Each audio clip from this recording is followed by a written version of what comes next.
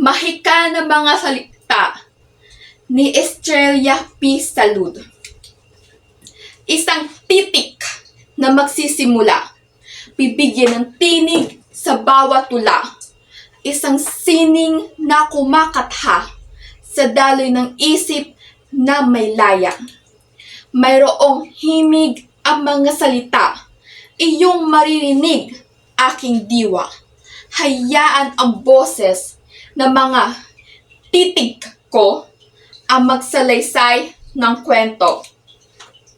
Lumilipad ang isip sa kung saan, dinadala sa lugar na nais hangkan. Imahinasyon ko lamang ang puhunan para sa pangarap na nais makamtan. Isang letra naging salita, isang salita naging talata. Talatang tiyak na may tono, iilan lamang ang nakaririnig nito.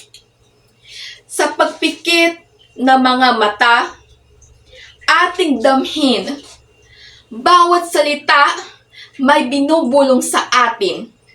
Tayo'y para bang sinasayaw sa hangin, pinapagaan ang ating damdamin. At sa pagsasara ng isang libro, hiling ko sana'y naunawaan ninyo ang awit na nilalaman ng aking puso, na idinaan sa tula at kwento.